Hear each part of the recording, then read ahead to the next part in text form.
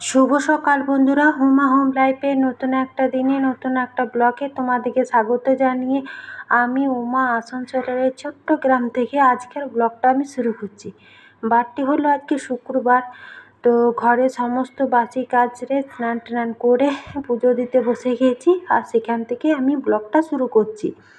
তো দেখো, ঠাকুরের বাসনগুলো কিন্তু আমি প্রত্যেক দিন সুন্দর করে পীতাম্বরী পাউডার দিয়ে মেজেছি, কত সুন্দর লাগছে দেখতে।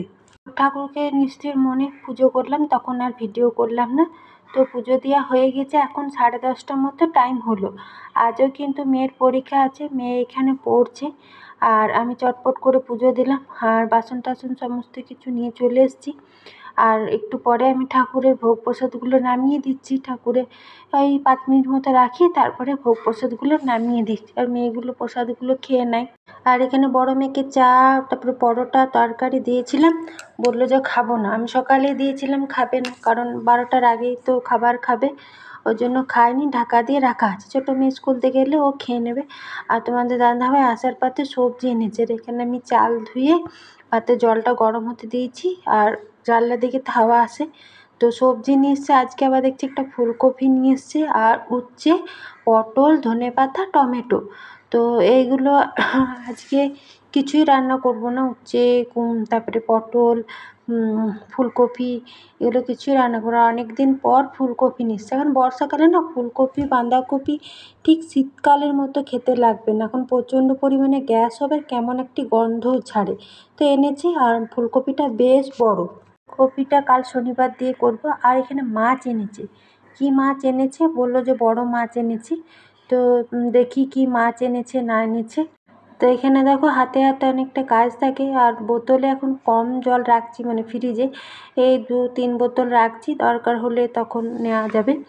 আর এইখানে ভাতটা তো 1 ফুট দিয়ে মানে দেবো আর কি, মানে চাপানো আছে। আর এখানে আমি আজকে আলু মুসুরি একটু করে দিচ্ছি। তো ওই জন্য আমি একবারই কাঁচা তেল দিলে না তাড়াতাড়ি ডালটা সেদ্ধ হয়ে যায়। আর মাছগুলো নিয়ে একবারই কলপাড়ে চলে এলাম। তো বড় কাতলা মাছ এনেছে। তো ওইগুলো আমি, কাতলা মাছ তো সেরকম ধুতে লাগে না, মাছগুলো ছাড়াই আছে। তো আজকে কাতলা মাছের পাতুরি করব। আমি এর আগে কোনো দিন বাড়িতে কাতলা মাছের পাতুরি করিনি। তো ফার্স্ট টাইম বাড়িতে কাতলা মাছের পাতুরি করব। তো ওই জন্য দেখো, কলা পাতাগুলো এনেছে। আর কলা পাতাগুলো একটু তেল দিয়ে সেঁকে নিতে হয় নাকি, ওই মোবাইলে দেখলাম তেল দিয়ে সেঁকে নিলে নাকি ফাটে না, মানে মুড়বার সময় আর কি। তো সেটাই করে না। আর মাছটা ভালো করে ধুয়েছি, আর শিল বাটাতে ওই কালো সর্ষে, সাদা সর্ষে, পোস্ত, কাঁচা লঙ্কা, আর এখানে একটু হলুদ আর নুন, চিনি সব দিয়ে মাছটা ম্যারিনেট করে রাখবো মোটামুটি 1 ঘন্টা। আর মেয়ে যেহেতু স্কুল যাবে, একটু তাড়াও আছে, ওই জন্য মাছটা আমি এখন ম্যারিনেট করে রেখে দিচ্ছি। আর মেয়ে যেহেতু স্কুল যাবে, পরীক্ষা দিতে চলে গেল, তোমার সাথে আর এখন আমি মাছটা যেহেতু 1 ঘন্টা ম্যারিনেট করে রেখেছি, কলা পাতাগুলো ধুয়ে সেঁকে রেখেছি, এরকম করে একটু পাতাগুলো একটু ছোটো ছোটো করে কাটা হয়ে গেছে, 2-3টা দিলাম। আর 5 পিস এনেছিল, সুন্দর করে বেঁধে নিয়েছি। আর এই ফ্রাই প্যানটা আমি এর আগে ব্যবহার করিনি, তো আজ ফার্স্ট টাইম যেহেতু পাতুরি করছি, তো ফার্স্ট টাইম এই ননস্টিকের ফ্রাই প্যানটাও ব্যবহার করছি। এ সকল জিনিস মানে আমাদের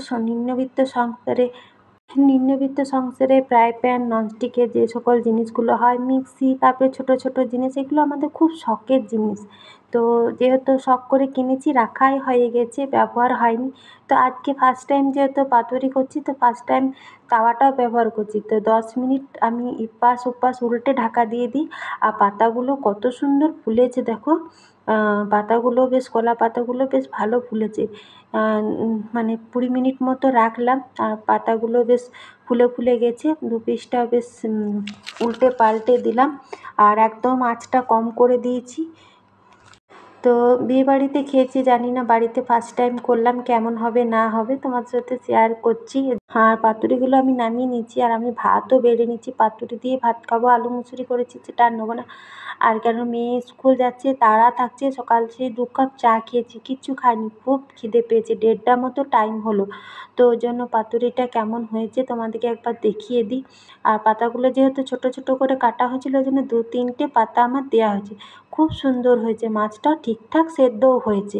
ভাত টাত খেলাম, বাসন টাসন ধুলাম, ঘর মুছলাম। পাতুরিটা এত সুন্দর হয়েছে বন্ধু, কি বলবো।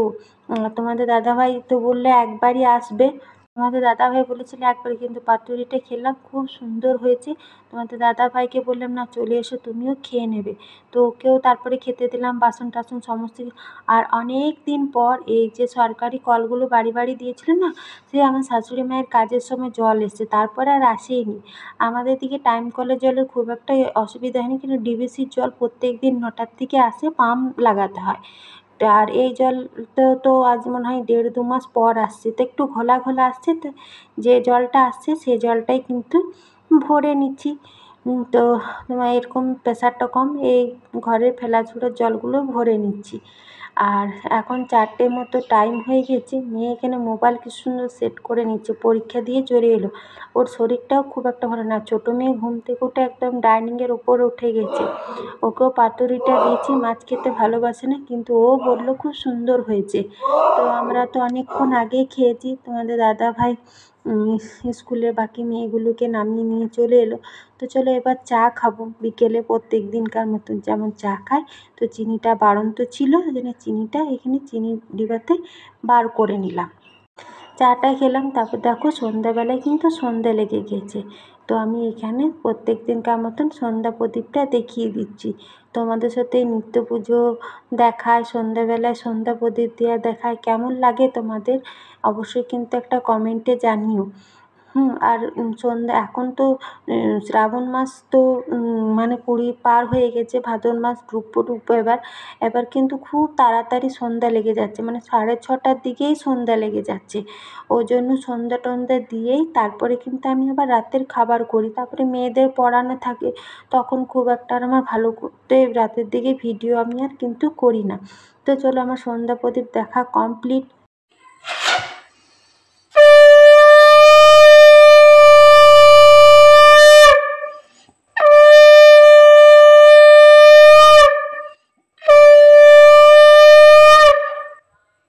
তো সন্ধ্যা প্রদীপ দেওয়া কমপ্লিট, এখানে প্রসাদগুলো মেয়েগুলোকে দিয়ে দেবো আর কি।